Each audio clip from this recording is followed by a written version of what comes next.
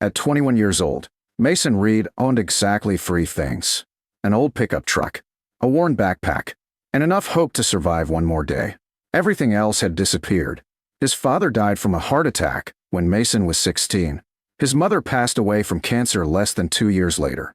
Medical bills swallowed every dollar they had. The bank took the family home.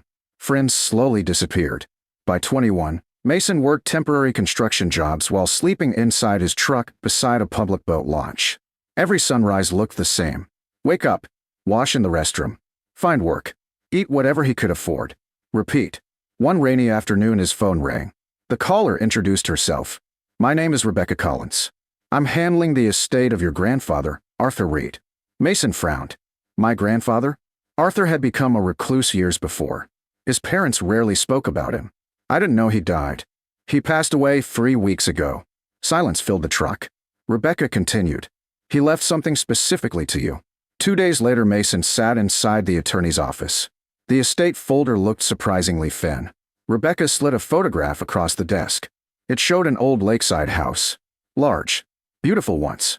Now badly neglected. The roof sagged. The dock leaned into the water. Paint peeled from every wall. "It belonged to your grandfather," she explained. "He left it entirely to you." Mason blinked. "No money. No investments." She shook her head. "Just the lake house and everything inside." He smiled politely. Honestly, he was grateful simply to have a roof. 3 hours later, he reached Clearwater Lake. The narrow road wound through towering pine trees before opening onto a peaceful shoreline. There it stood. The old lake house looked tired. Broken shutters, weathered cedar siding, cracked windows. The wraparound porch leaned slightly toward the lake. Nature had begun reclaiming everything. Yet beneath the decay, the craftsmanship remained extraordinary. Arthur had built much of it himself nearly 50 years earlier. Mason unlocked the front door. Dust floated through afternoon sunlight. The house smelled of cedar and old books. Furniture remained exactly where Arthur had left it. Fishing rods rested beside the stone fireplace. Books filled handmade shelves. An antique canoe paddle still hung above the mantel. Everything felt strangely untouched, almost as though his grandfather had simply stepped outside. For the first time in years, Mason felt something close to peace. The following weeks became routine. He repaired broken windows, cleared fallen trees, rebuilt sections of the dock, painted the porch. Every improvement made the house feel alive again. The locals noticed. One elderly fisherman stopped while launching his boat. "You Arthur's grandson?" Mason nodded. "He built this place with his own hands." The man smiled. "Funny thing. What? People have tried buying this property for years." Mason looked toward the old house. "Why?" The fisherman shrugged. "No one ever said." Then he quietly motored away. The comment stayed with him. 3 days later, he understood why. A black luxury SUV pulled into the driveway. A sharply dressed man climbed out. "My name is Victor Lang." He smiled confidently. "I represent North Shore Development. What can I do for you?" "We'd like to purchase your property." Mason almost laughed. "This place. I can offer $800,000. Mason stared. "For this old house?" "Cash." His instincts immediately warned him. "No." Victor remained calm. "If you change your mind." He handed over a business card. "Call me." Then drove away. 2 days later, another visitor arrived. Different company, different representative. The offer reached $2 million. Again, Mason refused. Now he knew. The lake house wasn't valuable. Something inside it was. That evening, he searched every room. Cabinets, closets, attic, basement. Nothing. Just ordinary belongings. Then he discovered an old leather journal inside Arthur's bedroom. The pages contained sketches of the house, measurements, construction notes. One sentence had been underlined several times. "The strongest walls protect the greatest truths." Mason frowned. The strongest walls? He continued reading. Another page contained a detailed drawing of the living room. One wall beside the stone fireplace had been shaded darker than the others. Nothing else. The next morning, Mason examined it carefully. The cedar paneling appeared identical. Until he knocked. Most sections sounded solid. One section didn't. It sounded hollow. Very hollow. His pulse quickened. Using a small pry bar, he carefully removed a narrow trim board. Behind it sat a concealed brass latch. No way. He pulled it. A soft mechanical click echoed through the room. An entire wall panel slowly swung inward. Cold air drifted outward. Behind the wall wasn't insulation. It was a hidden passage. Stone steps descended beneath the lake house, far deeper than any ordinary basement. Mason grabbed a flashlight. His heart pounded with every step. The staircase ended inside an enormous underground chamber. He froze. Concrete walls, steel beams, industrial generators, water filtration systems, shelves filled with leather folders, survey equipment, old engineering maps. The hidden room resembled a secure archive. At its center stood a handcrafted oak table. A single envelope rested there. Across the front, written in Arthur Reed's unmistakable handwriting, were 3 words. For Mason only. Hands trembling, he opened it. The first sentence immediately made his blood run cold. If you found this room, then the people searching for it have probably found the lake house too. Searching? Who? Before he could continue, a distant engine echoed above. Then another. Then another. He hurried toward an old security monitor mounted on the wall. The screen flickered to life. Outside the lake house, 3 black SUVs had just entered the driveway.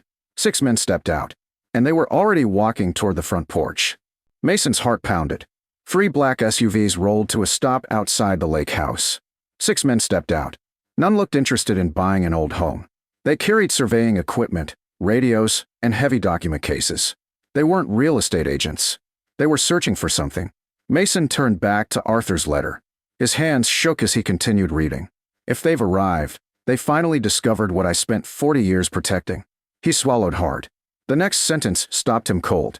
This archive isn't the inheritance. Mason frowned. If the hidden chamber wasn't the inheritance, then what was? He continued reading. 40 years earlier, Arthur Reed had worked as a civil engineer designing dams, reservoirs, and water systems throughout the region. During a government survey of Clearwater Lake, his team made an extraordinary discovery. Not gold, not oil, not gemstones. A massive underground freshwater aquifer beneath the surrounding valley. It was one of the purest natural water reserves in the country. At the time, few people understood its future value. But Arthur did. He quietly watched investors begin purchasing lakeside property through shell companies. They intended to control the water supply decades later. Arthur refused to help them. Instead, he secretly purchased the key shoreline parcels surrounding the lake. Then he established the Clearwater Conservation Trust. Every deed, every engineering survey, every water right agreement, every ownership document. He hid beneath the lake house, waiting for the right heir. Mason turned another page. A modern appraisal report slipped onto the table. Estimated trust value, $247 million. He stared silently. Nearly $250 million. Not because of the house, because the trust controlled the protected watershed surrounding Clearwater Lake. Above him came a loud crash. The front door had been forced open. Time was running out. Arthur's letter continued. The trust transfers only to the heir who restores the house before accepting an offer to sell. Mason smiled. Without realizing it, he had already fulfilled every condition. The next pages contained original deeds, engineering blueprints, water rights certificates, environmental agreements. Everything had been preserved perfectly. Then he noticed another envelope. Smaller. Addressed simply. My grandson. He opened it carefully. If you're reading this, then life probably became much harder than I ever wanted for you. His throat tightened. I wish I could have been there after your parents passed away. But the people searching for these records watched everyone connected to me. Mason closed his eyes. For years he believed his grandfather had abandoned the family. Now he understood. Arthur had stayed away to protect them. The letter continued. I followed your life from a distance. When I heard you were sleeping in your truck, I nearly came to get you. But bringing you here too early would have placed you in danger. Tears filled Mason's eyes. The final paragraph read, The day you repaired this house instead of selling it, I knew I had chosen correctly. Another violent bang echoed through the underground chamber. Voices drifted down the hidden staircase. Search every room. The archive has been opened. Find him. Arthur's final page contained one last instruction. Leave through the boathouse tunnel. A blueprint showed a concealed passage behind the water filtration system. Mason quickly packed every deed, journal, engineering survey, and trust agreement into a waterproof document case. He hurried toward the rear of the underground archive. Behind several large filtration tanks sat a steel wheel. He turned it. A section of the concrete wall slowly slid open. A narrow tunnel stretched into darkness. Cold air rushed through the opening. Behind him came another shout. "He's still down here." Mason entered the tunnel. The hidden passage followed beneath the shoreline. After nearly 20 minutes of walking, daylight appeared ahead.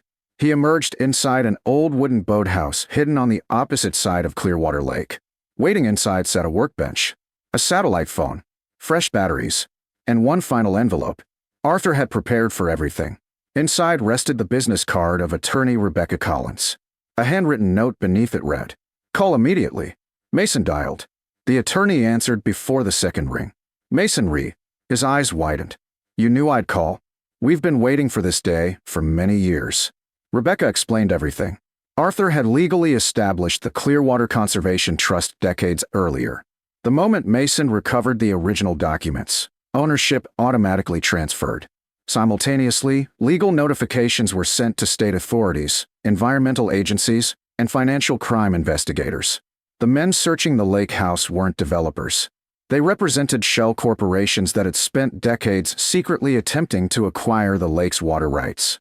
Arthur's archive documented everything: forged purchase contracts, illegal land acquisitions, bribery, money laundering, attempts to pressure elderly landowners into selling. The evidence was overwhelming. Within days, search warrants were executed. Corporate offices were raided. Executives were arrested. Fraudulent property transfers were overturned. The Clearwater watershed remained permanently protected. Months later, independent experts confirmed Arthur's original engineering studies. The underground aquifer was among the largest protected freshwater reserves in the region. Reporters expected Mason to sell immediately. Instead, he surprised everyone. Only carefully regulated water access would ever be permitted. The lake itself would remain protected forever. Revenue from the trust funded clean water research, environmental restoration, and housing programs for homeless young adults beginning new lives. Exactly the kind of opportunity Mason wished someone had offered him. 1 year later, the old lake house looked completely different. The cedar siding had been restored. The wraparound porch overlooked sparkling blue water. The dock stretched proudly into the lake once again. Children learned about conservation through summer education programs held there.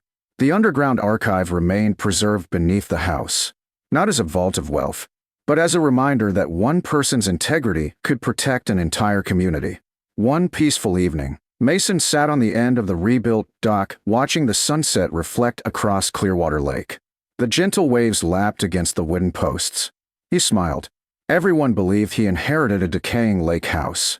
Some believed he simply stumbled onto hidden wealth. Neither was true. His grandfather hadn't left him a fortune. He left him responsibility.